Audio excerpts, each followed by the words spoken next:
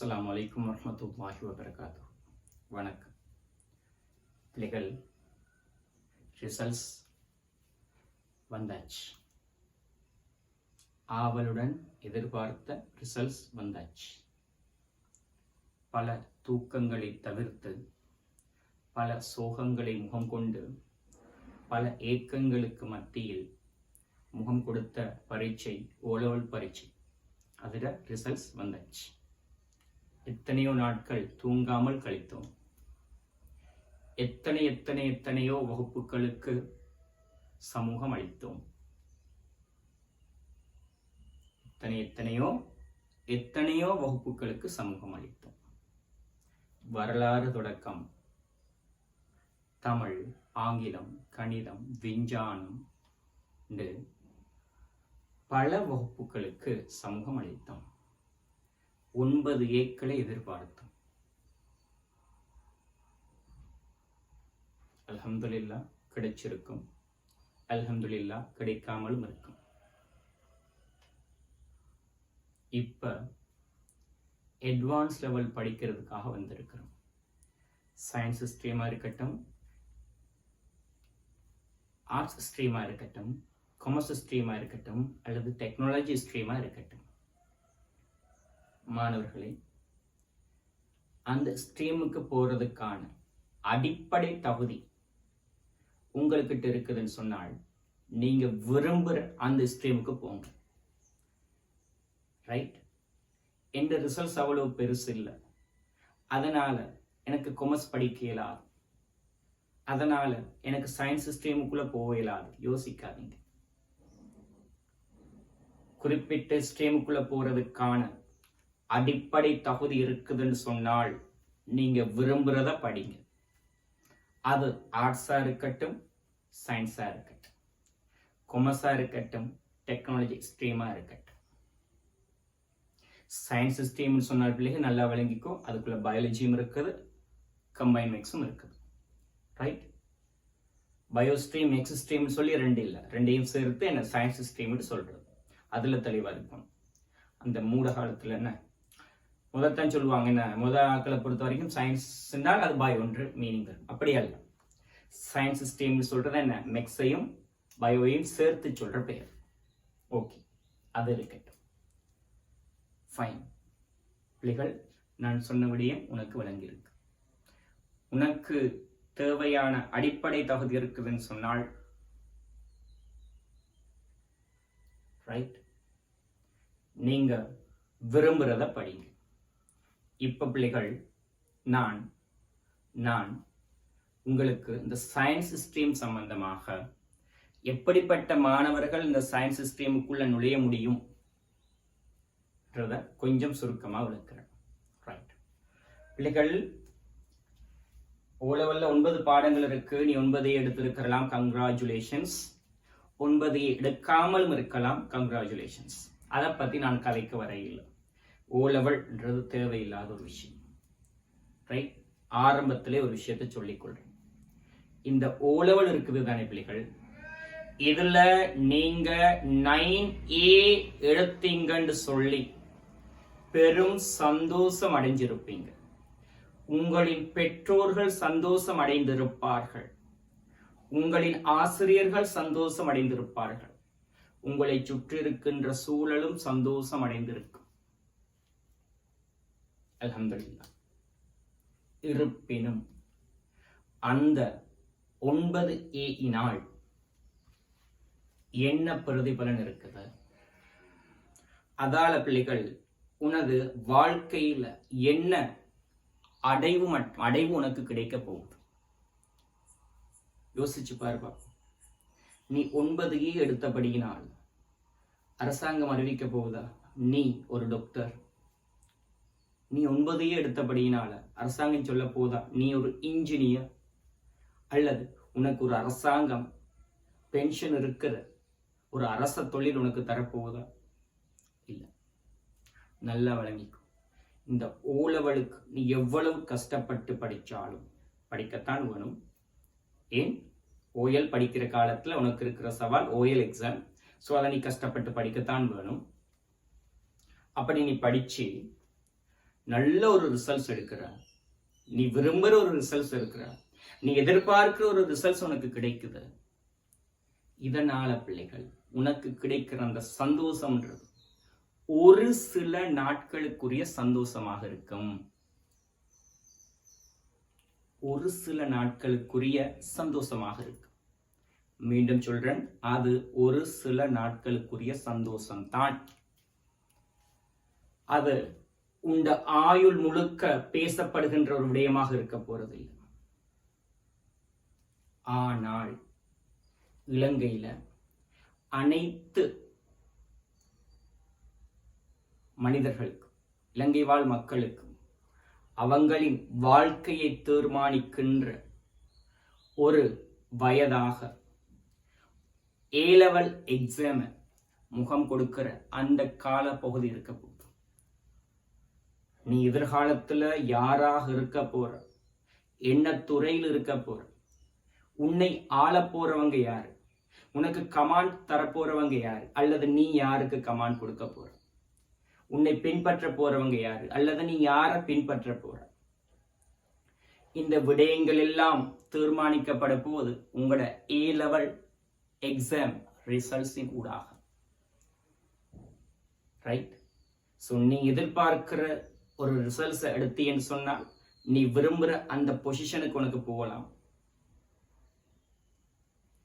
இல்லைன்னு சொன்னா விருப்பமில்லாத ஒரு இடத்துக்கு போக வேண்டியிருக்கு. அது ஒரு பக்கம் இருக்கு. ரைட்? ஸோ உனது எதிர்காலத்தை நீ யாராக வர வேண்டும் என்பதை தீர்மானிக்கும் பரீட்சையாக இருக்கிறது இந்த O-level எக்ஸாம் அல்ல, A-level எக்ஸாம். ரைட்? ஸோ நான் இந்த A-level எக்ஸாம் சம்பந்தமாக அதுலயும் பிள்ளைகள் இந்த சயின்ஸ் ஸ்ட்ரீம் சம்பந்தமாகத்தான் பிள்ளைகள் உன்னோட கதைக்கு இருக்கிறேன். தெளிவா வழங்கிக்கோ. இந்த அட்வான்ஸ் லெவல் சயின்ஸ் ஸ்ட்ரீம் முக்குள்ள நீ நுழைகிறதாக இருந்தால் நான் உனக்கிட்ட எதிர்பார்க்கிற விடயம் முதலாவது லாங்குவேஜ், தாய்மொழி தெளிவாக தெரிஞ்சிருக்க. ஒருத்தர் கதைக்கிற விடயத்தை சரியான முறையில் உள்வாங்கிக் கொள்ளக்கூடிய ஆற்றல், விளங்கிக் கொள்ளக்கூடிய ஆற்றல் உனக்கிட்ட இருக்கும். ஸோ இந்த லாங்குவேஜில் நீ நல்லதொரு ரிசல்ட்ஸ் எடுக்க வேணும்.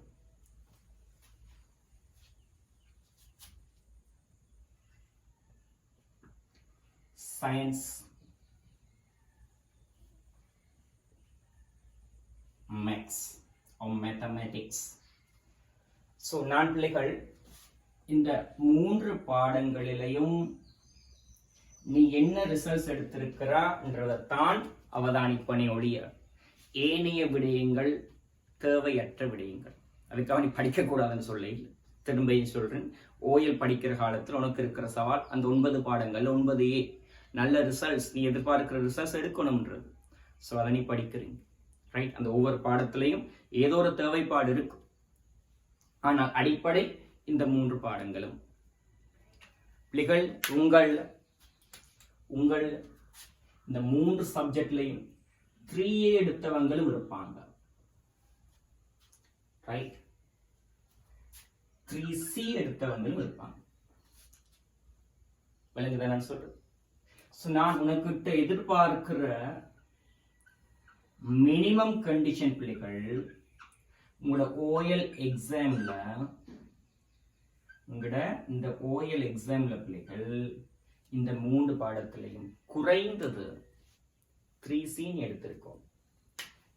தமிழ்ல ஒரு C இருக்கணும், மேக்ஸ்ல ஒரு C இருக்கணும், சயின்ஸ்ல ஒரு C இருக்கணும். ஸோ இந்த மினிமம் கண்டிஷன் உன்னால திருப்தி செய்யப்பட்டிருக்குதுன்னு சொன்னால் என்ன பொறுத்த வரைக்கும் நீ அட்வான்ஸ் லெவல்ல சயின்ஸ் ஸ்ட்ரீமுக்குள்ள நுழையிறதுக்கு பூரண தகுதி உனக்கு இருக்கு. அதை விட குறைஞ்ச தகுதி தான் என்ன அரசாங்கம் எதிர்பார்க்குது. 2CS இருந்தால் போதும். இருந்தாலும் நான் சொல்றது நீ குறைஞ்சது 3C எடுக்கணும். இதுல ஏதாவது ஒரு சப்ஜெக்ட்லயாவது நீ எஸ்பாஸ் எடுத்திருக்கிறேன்னு சொன்னால் அல்லது ஃபெயிலாக இருக்கிறேன்னு சொன்னால் என்ன பொறுத்த வரைக்கும் நீ சயின்ஸ் ஸ்ட்ரீமை தெரிவு செய்யாம இருக்கிறது சிறந்ததாக இருக்கு. Okay, right. சரி, O லெவல்ல இந்த 3 பாடத்திலையும் 3 எடுத்த ஒரு மாணவனால் அட்வான்ஸ் லெவல்ல பிள்ளைகள் அட்வான்ஸ் லெவல்ல அவங்க எதிர்நோக்கின்ற அந்த பிரதானமான 3 பாடங்களையும் 3A எடுக்க முடியும். O லெவல்ல இந்த 3 சப்ஜெக்ட்லையும் 3A எடுத்த ஒரு மாணவனால் அட்வான்ஸ் லெவல்ல பிரதானமான 3 பாடங்கள் இருக்குதானே, கெமிஸ்ட்ரி, பிசிக்ஸ், பயோ அல்லது மேக்ஸ், இதுல 3 எடுக்கலாம். மட்டும் அல்ல, O லெவல்ல பிள்ளைகள் இந்த 3C எடுத்தவனால் கூட A லெவல்ல இந்த 3 பாடத்திலையும் 3A எடுக்க முடியும். எந்த சந்தேகமும் கிடையாது. O லெவல்ல பெரிய ரிசல்ட்ஸ் நான் எடுக்க இல்லை, தென் நான் எவ்வாறு A லெவல்ல 3 எடுக்கிறது என்று ஒரு துளி அளவு கூட நீ யோசிக்க தேவையில்லை. ரைட்? ஒண்ட கனவை கலைக்க தேவையில்லை. எனக்கு டாக்டர் ஆகணும், இன்ஜினியர் ஆகணும், சயின்ஸ் துறையில போக வேணும், இதான் இந்த ஆசை. ஆனா இந்த ஓஎல் ரிசல்ட்ஸ் இப்படி வந்துட்டு சொல்லி நீ ஃபெடப்பாக தேவையில்லை. இந்த மினிமம் கண்டிஷன் உனக்கிட்ட இருக்கலாம். தைரியமாக அட்வான்ஸ் லெவல் சயின்ஸ் ஸ்ட்ரீமுக்குள்ள நுழைங்க. நீங்க சரியான திட்டமிடலோடு ஒழுங்கான முறையில படிக்கிறீங்கன்னு சொன்னால் உங்களோட எதிர்பார்ப்பு அடைய முடியும். எல்லாருக்கும் அட்வான்ஸ் லெவல்ல 3 எடுக்கணும்ன்ற தேவைப்பாடு இருக்கா? எடுக்க வேணும் கட்டாயம். ஒவ்வொருத்தருக்கும் ஒவ்வொரு துறையின் மீது ஒரு ஈர்ப்பு இருக்கு. ரைட்? சோ அந்த துறையை உங்களுக்கு அடைய முடியும், சந்தேகம் கிடையாது. சரியா? அதே போல இந்த 3 சப்ஜெக்ட்லையும் A பாஸ். 3 சப்ஜெக்ட்லையும் A பாஸ். கங்கணம் கட்டிக்கொள்ள வேணாம். O லெவல்ல 9 பாடம் படிச்சு 9 எடுத்த நான் A லெவல்ல ஜஸ்ட் வெறுமனே 3 பாடம். இது எனக்கு கஷ்டமா? அப்படி ஒரு எண்ணத்தை மனசுல எடுத்துறாது. சந்தோஷப்பட்டு நல்ல ரிசோர்ஸ் எடுத்த அல்ஹம்துலில்லாஹ். அதை ஒரு என்ன பெருமை கொள்ளாது. அதோட மனசுல ஒரு உயரத்துல வச்சு இந்த அட்வான்ஸ் லெவல்ல கொச்சப்படுத்துறாங்க. இது பச்சை தண்ணி. ரைட்? இதுல இல்ல இருக்குது பெருமை. பெருமை இருக்குது இங்க. சரி, தவறின்னு சொன்னாலும் பிள்ளைகள் தவறியாவது O லெவல்ல நல்ல ரிசல்ட்ஸ் எடுத்துட்டேன்னு சொல்லி சந்தோஷப்பட்டு அந்த சந்தோஷத்துல உச்ச கட்டத்துல உங்களோட அட்வான்ஸ் லெவல் பயணத்தை தொடங்க வேண்டாம். முடிஞ்சிடும் அந்த சந்தோஷம். O லெவல் பரீட்சையினால் கிடைக்கிற சந்தோஷமா இருக்கட்டும், சோகமாக இருக்கட்டும், ஒரு சில நாட்களுக்குள்ள பூச்சியமா, எந்த பிரயோசனமும் கிடையாததால். ரைட்? அந்த கங்கணம் மட்டும் கட்டிட வேணாம், வாழ்க்கை வீணாகி போயிடும். அல்லாஹ் பாதுகாக்கும். ஓகே, சோ பிள்ளைகள், நீ அட்வான்ஸ் லெவல்ல 3 எடுக்கணுமா? இந்த இடத்துல இருந்தும் 3 எடுக்கலாம், இந்த இடத்துல இருந்தும் 3 எடுக்கலாம். Okay, so கவலைப்படா. 3C எடுத்துட்டேன்னு சொல்லி சந்தோஷப்படா. 3A எடுத்துட்டேன்னு சொல்லி சரியான ஒரு திட்டமிடலோட உண்ட பயணத்தை ஆரம்பி. உண்ட டார்கெட்டை அடைய முடியும். ரைட் பிள்ளைகள், இதுக்காக வேண்டி நான் உனக்கு 2 விடயங்களை சொல்லித்தரேன். இந்த 2 விடயங்களையும் நீங்க உங்களோட லைஃப்ல நாளாந்த வாழ்க்கையில நடைமுறைப்படுத்தினீங்கன்னு சொன்னால் உங்களின் எதிர்பார்ப்பை அடைய முடியும். இது என்னுடைய வாழ்க்கை அனுபவம் மட்டுமல்ல, என் கண் முன்னே ஒரு சிலரின் வாழ்க்கை அனுபவம், நான் கண்ட சிலரின் வாழ்க்கை அனுபவம், அவங்களின் எதிர்பார்ப்பை அடைந்த ஒரு சிலரின் வாழ்க்கை அனுபவம். முதிர்ச்சி அடைந்தவர்கள், தேர்ச்சி பெற்றவர்கள் இந்த வாயால வார சில விடயங்கள். முதலாவது விடயம் என்ன தெரியுமா? பிள்ளைகள்? ஸ்லீப். தூக்கத்திலிருந்து ஆரம்பிக்கிறது. தூங்குவது. கட்டாயம் மனுஷனுக்கு தேவையான ஒரு விஷயம். ரைட்? கட்டாயம் மனிதர்களுக்கு தேவையான ஒரு விடயம். ஒவ்வொரு நாளும் அவன் தூங்க வேணும். எப்படிப்பட்ட தூக்கமா இருக்க வேணும்? நீண்டதொரு தூக்கமாக இருக்கும். எப்படி? நீண்டதொரு தூக்கமா இருக்கும். ரைட்? உடைச்சு தூங்குறதல்ல. என்னை பொறுத்த வரைக்கும் அட்வான்ஸ் லெவல் சயின்ஸ் ஸ்ட்ரீமுக்குள்ள நுழைய போற மாணவர்கள் மட்டுமல்ல, ஏ லெவல் மாணவர்களை பொறுத்த வரைக்கும் 6 மணித்தியாலங்களுடைய நீண்டதொரு தூக்கம் இருக்க வேண்டும். நீண்டதொரு தூக்கம். உடைச்சு தூங்குறது இல்லை. 1 மணித்தியாலம் தூங்குறது, 1 மணித்தியாலம் படிக்கிறது, 1 மணித்தியாலம் தூங்குறது, 1 மணித்தியாலம் படிக்கிறது அல்ல. நீண்டதொரு தூக்கம். என்னட்ட கேட்டணின்னு சொன்னால், நீ தூங்குறதுக்கு பொருத்தமான நேரம் இரவையில 10 மணி தொடக்கம் 11 மணிக்கு இடைப்பட்ட காலம். அதே போல திரும்ப நீங்க எழும்புறதுக்கு பொருத்தமான நேரம் 4 மணி தொடக்கம் 5 மணிக்கு இடைப்பட்ட காலம். இதை நீங்க உங்களோட வாழ்க்கையில நடைமுறைப்படுத்துங்க. உங்களோட உடம்பு வேர்ல்ட்ல நம்பர் 1 ஒரு மெஷின். இதை போல ஒரு மெஷினை இதுவரைக்கும் யாரும் கண்டுபிடிக்கவும் இல்லை. இதன் பிறகு யாரும் கண்டுபிடிக்க போறதும் இல்லை. இது இறைவனால சொல்லப்படுற ஒரு விடயம். இத மாதிரி ஒரு மெஷினை யாராலையும் இதன் பிறகு கண்டுபிடிக்க முடியாது. அப்படிப்பட்ட ஒரு பெஸ்டான மெஷின்.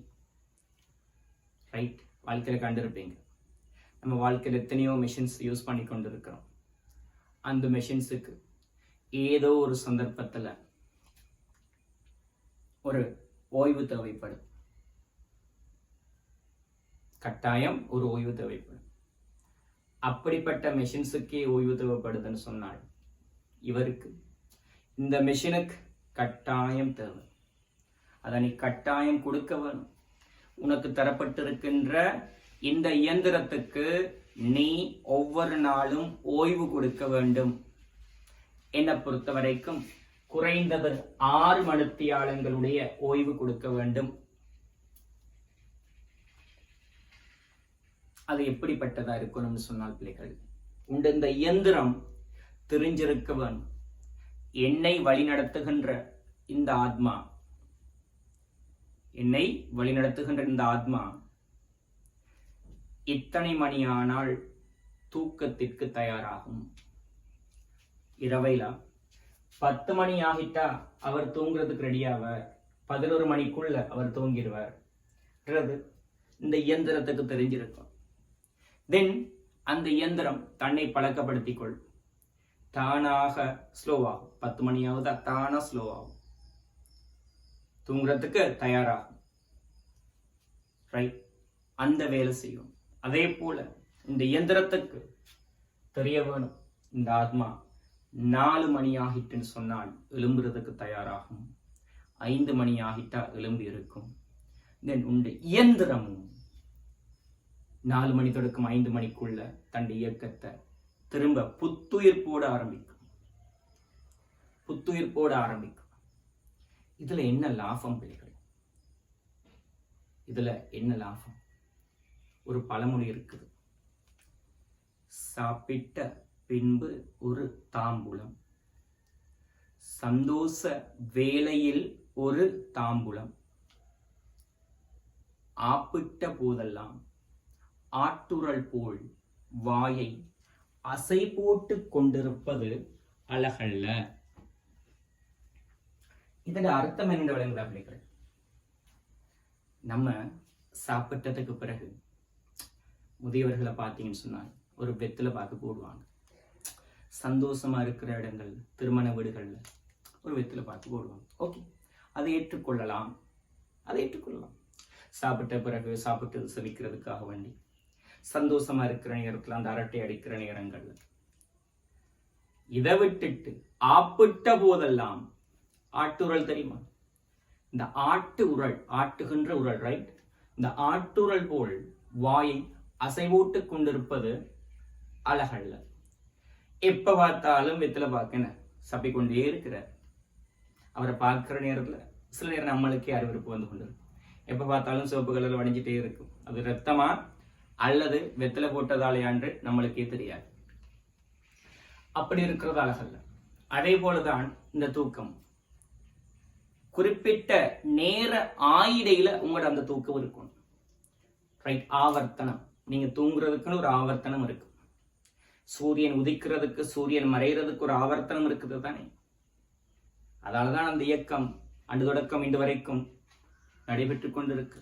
இதே போல நீங்களும் பிள்ளைகள் தூங்குறதுக்கு குறிப்பிட்ட நேர வீச்சு இருக்கணும். அதுக்குள்ள தூங்கிட வேணும். குறிப்பிட்ட நேர வீச்சுக்குள்ள எழும்பிட வேணும். இது உங்களோட இந்த பிரைன் ஞாபக சக்தியை கூட்டுகின்ற ஒரு விடயம், பிரைனுக்கு தேவையான ஓய்வை கொடுக்கின்ற ஒரு விடயமாக இருக்கு. அப்படி இல்லாம நினைச்ச நேரமெல்லாம் தூங்குறதுன்னு சொன்னா இந்த இயந்திரத்துக்கு இந்த மெஷினுக்கு தெரியாது என்ன வழி நடத்துற இவன், என்ன வழி நடத்துற இந்த கீழ்த்தரமானவன் எப்ப தூங்குவான்ட்டு எனக்கு தெரியாது, எப்ப எலும்புவாண்டும் எனக்கு தெரியாது. ஸோ திடீர்னு சொல்லி ஒரு பிரேக்கை கொடுக்குறீங்க உடம்புக்கு, திடீர்னு சொல்லி எழும்புறீங்க, அது ஆரோக்கியம் இல்லை. திடீர்னு சொல்லி ஒரு விஷயத்தை ஸ்டாப் பண்றதை யோசிச்சு பாருவோம். திடீர்னு சொல்லி ஒரு பதட்டத்தோடு நடக்கிற ஒரு விஷயமா இருக்கும். நம்மளுக்கு ஒரு நடுக்கம் வருதா இல்லையா? இந்த உடம்பு பாவமா இல்லை? யோசிச்சு பாருங்க. கட்டாயம் அதுக்கு ஒரு ஆவர்த்தனம் இருக்கணும் பிள்ளைகள். இன்னும் ஒரு சிலர் இருப்பீங்க, உங்களுக்கிட்ட ஒரு கெட்ட வழக்கம் இருக்கு. அது என்ன கெட்ட வழக்கம்னு சொன்னால் பிள்ளைகள், உங்களை எழுப்புறதுக்கு ஆழ்ந்த தூக்கத்தில் இருக்கிறீங்க. அப்படிப்பட்ட ஆழ்ந்த தூக்கத்தில் இருக்கிற உங்களை எழுப்புறதுக்கு இன்னொரு துணை தேவைப்படும். உண்டு, உங்களோட பேரண்ட்ஸ் ஓ ஃப்ரெண்ட்ஸ் எழுப்பும், அல்லது எல்லாம் திடீர்னு வெடிக்கும், என்ன பொம்ஸ் வெடிச்ச மாதிரி அது ஒன்னே எழுப்பணும், அந்த மெஷின் ஒன்னே எழுப்பணும். இது நல்லதா பிள்ளைகள்?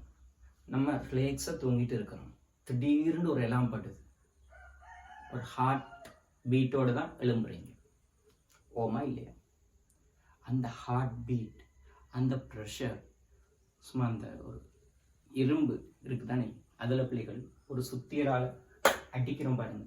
அதே மாதிரி தான் அந்த எல்லாம் திடீர்னு படக்கொள்ள உண்ட மூளையில போயிட்டு ஒரு அடி விழும். அது உனக்கு ஒரு தலைவலியை உருவாக்கும், ஒரு டென்ஷன், பெயின், ஒரு தலைவலியோட தான் நீங்க எழும்ப போறீங்க. அது எல்லாமா இருக்கட்டும், அல்லது உங்களை எழுப்புற பேரண்ட்ஸோ ஃப்ரெண்ட்ஸா இருக்கட்டும், அந்த எழும்புதல் உங்களோட வாழ்க்கையில அந்த டேயை நீங்க அப்படி ஆரம்பிக்கிறீன்னு சொன்னால் அந்த நாள்ல உனக்கு கிடைக்க போற பிரதிபலன் குறைவாகத்தான் இருக்கும். தவிர உங்களோட உடம்ப நீங்க 4 தொடக்கம் 5 மணிக்குள்ள எழும்புறதுக்கு தயார்படுத்தி கொள்றீங்கன்னு சொன்னால் அப்படி ஒரு அடி விழாது உங்க பிரெயின்ல போயிட்டு. இந்த சத்தத்துக்கே ஒரு பெயின் வருது பாரு. ஸோ அப்படி ஒரு அடி விழாது உங்களோட பிரெயின்ல. ரைட், அதனால இந்த எல்லாம் தேவையில் எழும்புறதுக்கு பேரண்ட்ஸ் எழுப்ப தேவையில்லை. உங்களை நீங்களா எழும்ப தயாராகுங்க, நீங்களாக எழும்ப தயாராகுங்க, நீங்களாக தூங்க தயாராகுங்க. ஞாபக சக்தி அதிகரிக்கும். இந்த நாள் முழுவதும் நல்ல ஒரு ஆரோக்கியமான நாளாக இருக்கும். திட்டமிடுகின்ற விடயங்களை செய்யக்கூடிய அளவு உடல் ஆரோக்கியம் தரும். சரியா? ஓகே, இது பிள்ளைகள் நான் உனக்கு சொல்கின்ற முதலாவது விடயம். உங்கள் தூக்கத்தை சீர்படுத்துங்கள், வாழ்க்கை சீராக அமையும். முதல் விடயம். சரியா? ரைட். இரண்டாவது விடயம் பிள்ளைகள், நீங்க திட்டமிடல் உள்ள ஒருத்தராக இருக்க வேண்டும். ஒரு சாதாரண மனிதனாக இருக்கக்கூடாது. உங்களோட வாழ்க்கையில திட்டமிடல்ன்றது ரொம்ப முக்கியமா இருக்கும். இன்றைய நாள் நான் என்ன வேலை செய்யணும்ன்றத பிள்ளைகள் இன்றைய நாளோட ஆரம்பத்திலேயே நீ திட்டமிட்டு வச்சிடும்.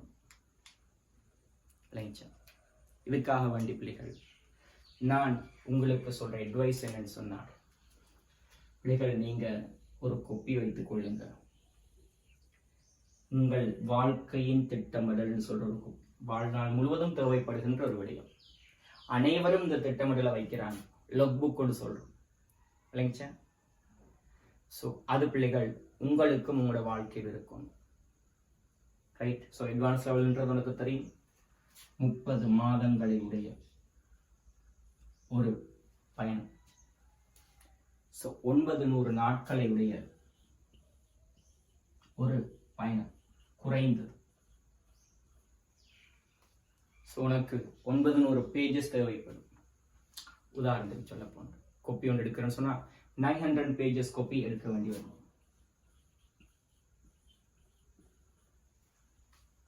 இல்லைங்க சொல்கிறேன். Okay fine. அப்படி ஒரு கொப்பி இல்லைன்னு ஃபைன், ஏதோ ஒரு கொப்பி எடுத்துக்கொள். 120 பேஜஸ் கொப்பி ஒன்று எடுக்கிறேன்னு வைத்துக்கொள். இந்த பயணத்தை ஆரம்பிக்கிறதுக்கு உண்டு முதலாவது புக் லொக் புக். ஓகே, நீங்க என்ன செய்ய போறீங்கன்னு சொன்னால் பிள்ளைகள், இப்ப திங்கட்கிழமைன்னு எடுத்துக்கொள்ளுங்க.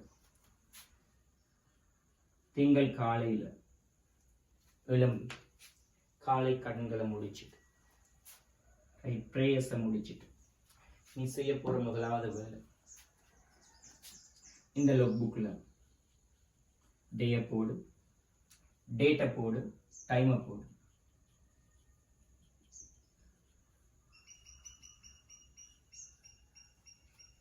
அன்றைய நாள் என்ன திட்டமிடல் நீங்க வைத்திருக்கிறீங்க, நான் இன்றைக்கு இந்த விடயங்களை செய்ய வேணும்னு நோட் பண்ணுங்க. என்ன விடயங்கள் செய்ய போறன்றத நோட் பண்ணுங்க. தயவு செய்து இந்த கொப்பில நீங்க ஒரு சில விடயங்கள் எழுத தேவையில்லை. என்னன்னு சொன்னா, உண்டு எத்தனை மணிக்கு எழும்புறது, எத்தனை மணிக்கு தூங்குறது ஒன்றும் தேவையில்லை.